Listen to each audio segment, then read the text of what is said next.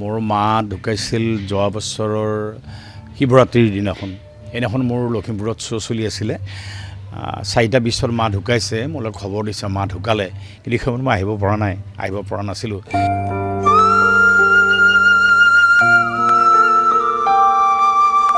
তেনেকৈ মাক 6-7 ঘণ্টা তুলসী তলত শুৱাই মই নাটক কৰি পেলাই আহি মাৰ অন্ত্যেষ্টিক্ৰিয়াত ভাগ লৈছিলোঁ। মৃতদেহ দাহ কৰাৰ পিছত আকৌ পিছদিনাখন যাব হ'লেই থিয়েটাৰলৈ।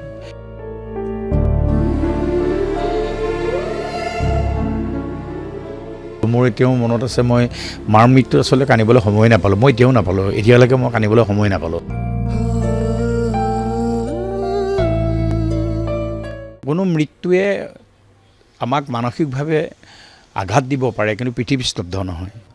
আমি যদি অতীতলৈ উভতি যাওঁ, একেদৰে এই বৰদৈচিলা থিয়েটাৰৰ এইবাৰ এই থিয়েটাৰখনত অভিনয় কৰিবলৈ চুক্তিবদ্ধ হোৱা অসমৰ এগৰাকী যশস্বী অভিনেতা, সেয়া হ'ল মৃদুল ভূঞা ডাঙৰীয়া। তেওঁৰো যোৱাবাৰ মাতৃ ঢুকাইছিলে আৰু মাতৃ ঢুকোৱাৰ পিছতো তেওঁ অভিনয় বা তেওঁ মঞ্চখন এৰি দিয়া নাছিলে। আমি সকলো কথা পাতিবলৈ চেষ্টা কৰিম। অকণমান যদি দাদা থিয় হয়, যোৱাবাৰ আপোনাৰ মাও ঢুকাইছিলে, কেনেকুৱা তাৰ আগৰ পৰা কেনেকুৱা হয় আচলতে? মৃত্যুৰ অনুভৱটো আৰু সকলোৱে জানেই, বুজাব নোৱাৰা এটা অনুভৱ। মোৰ মা ঢুকাইছিল যোৱা বছৰৰ শিৱৰাত্ৰিৰ দিনাখন। সেইদিনাখন মোৰ লখিমপুৰত শ্ব' চলি আছিলে।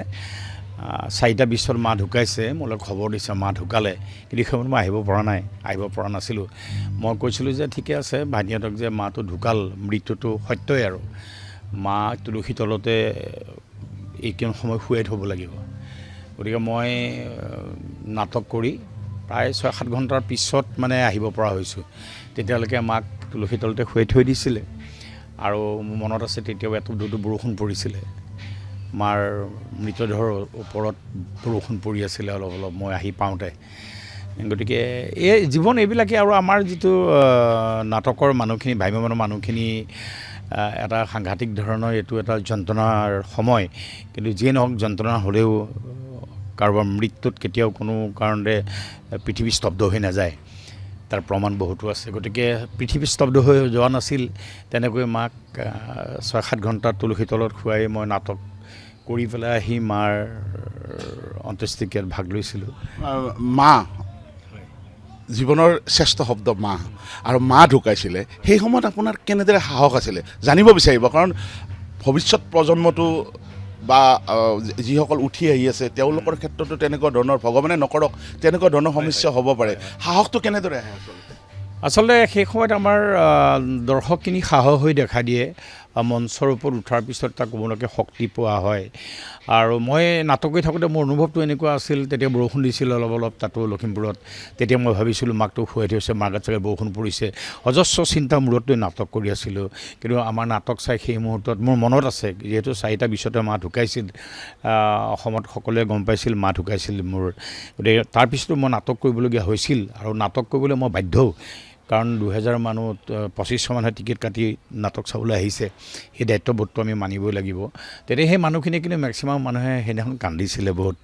আৰু মই ওলাই অহাৰ পিছত বহুতে আহি মোক মানে সান্ত্বনা দিছিল যে আজি আপুনি নাটক কৰিলে। বোলো নাই, এইটো আমাৰ জীৱন, অকল ময়ে নহয়, এনেকৈ আমাৰ বহুত নাটক কৰা মানুহে, শিল্পীয়ে কাৰোবাৰ মৃত্যুত নাটক কৰিছোঁ, নাটক কৰিবলগীয়া হয়। গতিকে আমাৰ দায়িত্ববোধ, যন্ত্ৰণা চববিলাক মিলি পেলাই আমি নাটকখন কৰিছিলোঁ। মোৰ এতিয়াও মনত আছে, মই মাৰ মৃত্যু আচলতে কান্দিবলৈ সময় নাপালোঁ। মই এতিয়াও নাপালোঁ, এতিয়ালৈকে মই কান্দিবলৈ সময় নাপালোঁ। তাৰমানে সেই সময়ত মোৰ দায়িত্ববোধ হ'ল, মই নাটক কৰিব লাগে। 2,500 মানুহ বহি আছে, নাটক কৰিছোঁ, নাচিছোঁ, গাইছোঁ। তাৰপিছতে আহি মোৰ ভাইটিকেইটাক বহুত কান্দিছে, দেউতাই কান্দি আছে, মই কান্দিব নোৱাৰোঁ। মই নিজকে লুকুৱাই দেউতাহঁতক, ভাইটিহঁতক, ভণ্টিহঁতক সান্ত্বনা দিছোঁ, ঘৰৰ মানুহক সান্ত্বনা দিছোঁ। তাৰপিছত মুখাগ্নি কৰাৰ পিছত মোৰ ভাইটিয়ে মুখাগ্নি কৰিছে। মৃতদেহ দাহ কৰাৰ পিছত আকৌ পিছদিনাখন যাব হ'লেই থিয়েটাৰলৈ। এনেকুৱা বহুত যন্ত্ৰণা আজিও দেখিছে আপোনালোকে। তপনদাৰ মানে মৰমৰ পৰিবাৰ ঢুকোৱাৰ পিছতো আজি 2 দিন পিছতে তেখেত নাটক হ'বলৈ বাধ্য হৈছে, নাটক কৰিছে।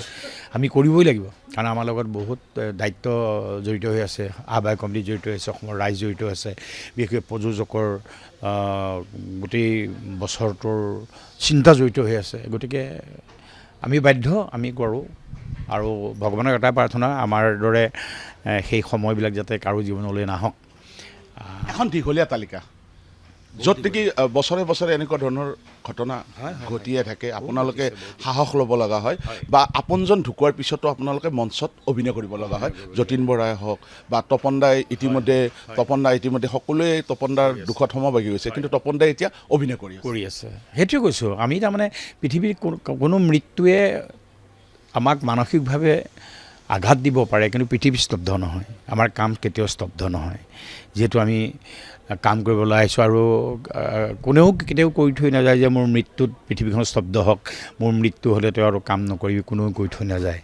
গতিকে এটা মৃত্যুৱে, যি মৃত্যুৱেই নহওক, সেয়া আপোনজন হওক বা নিকট মানুহজনেই হওক, মৃত্যুৱে আমাৰ কাম কিন্তু স্থগিত কৰাব নোৱাৰে, আমাক স্তব্ধ কৰাব নোৱাৰে, কাৰণ আমি দায়বদ্ধ সমাজৰ ওচৰত, আমি দায়বদ্ধ শিল্পৰ ওচৰত। গতিকে এই সময়ত তপন দাক কি শব্দৰে আচলতে আপুনি ফোন কৰিছিলোঁ, তপন দাক কৈছোঁ, তপন দা কিন্তু বৰ স্থিতপ্ৰজ্ঞ মানুহ।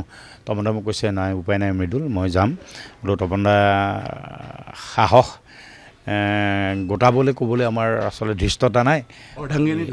অৰ্ধাংগিনী ঢুকাইছে, কিন্তু তথাপিতো কাম বনটো কৰিব লাগিব। তেতিয়া কৈছিল উপায় নাই মৃদুল, কি কৰিবা, মই যাম অকণমান আজৰি হৈ। গতিকে তেওঁৰ সেই মনত শক্তি দিয়ক, তাৰেই কামনা কৰিছোঁ। জীৱনটো নাটক নেকি আচলতে আপোনালোকৰ? জীৱনটোতো যদি এনেকুৱা দৃষ্টিতে চাব লগা হয়, জীৱনটোতো নাটকেই। আজি মই বাৰে বাৰে এটা কথা কওঁ, ক'ৰবাত কওঁ যে আমি যেতিয়া নাটক কৰোঁ, আমাৰ ঘৰৰ নিজৰ জীৱনৰ দুখ কষ্টবিলাক, হাঁহি ফূৰ্তিবিলাক এঠাইত, গিন্দুমৰ এঠাইত আমি এটা মোনাত বন্দী কৰি থৈ পেলাই আমি এখন বেলেগ জগতত সোমাই পৰোঁ।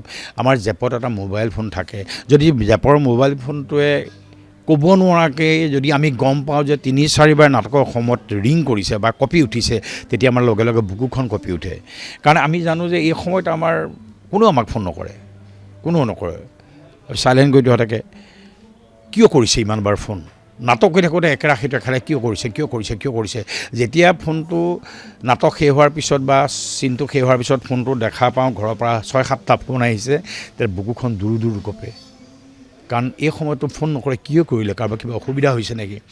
গতিকে এইটোৱে আমাৰ জীৱন, এনেকৈয়ে আমি জীয়াই থাকিব লাগিব। আৰু মই আকৌ কওঁ, কাৰো মৃত্যুৱে কেতিয়াও পৃথিৱী স্তব্ধ কৰিব নোৱাৰে। গতিকে এই স্তব্ধ নোহোৱা পৃথিৱীত আমি গতিশীলভাৱে জীয়াই থাকিব লাগিব, সিমানেই আৰু। এয়া হ'ল এগৰাকী সাহসী অভিনেতা, আৰু ইতিমধ্যে উল্লেখ কৰিছে যে মাতৃৰ মৃত্যুৰ পিছত আচলতে তুলসীৰ তলত মৃতদেহ শুৱাই থৈ সেই সময়ত মঞ্চখনত তেওঁ অভিনয় কৰিছে, নৃত্য কৰিছে, গান কৰিছে, কান্দিছে, বিভিন্ন ধৰণৰ ৰোলত এক্টিং কৰিছে, বিভিন্ন পৰিৱেশত তেওঁ এক্টিং কৰিছে। আৰু এয়াই হ'ল অভিনেতাৰ জীৱন বা অভিনয়ৰ লগত জড়িত শিল্পী কলা কুশলীৰ জীৱন। আচলতে চেলুট, আমি সকলোকে চেলুট দিছোঁ এইসকল অভিনেতাক, যিসকলে আপোনজনক হেৰুৱাৰ পিছতো তেওঁলোকে মঞ্চত আচলতে তেওঁলোকৰ দায়িত্ব পালন কৰিছে। ইতিমধ্যে উল্লেখ কৰিছে যে তেওঁলোকে দায়িত্ব পালন কৰিব লাগিব, আৰু দায়িত্ব যদি শব্দটোৰ যদি আমি আচলতে বিশ্লেষণ কৰিব লগা হয়, যদি ব্যৱহাৰিক দিশত চাব লগা হয়, তেতিয়াহ'লে এইসকল অভিনেতাৰ ওচৰলৈ আমি আহিব লাগিব। সাহস কি বস্তু তেওঁলোকে দেখুৱাই দিব, দায়িত্ববোধ তেওঁলোকৰ কি সেয়া তেওঁলোকে প্ৰকাশ কৰিব।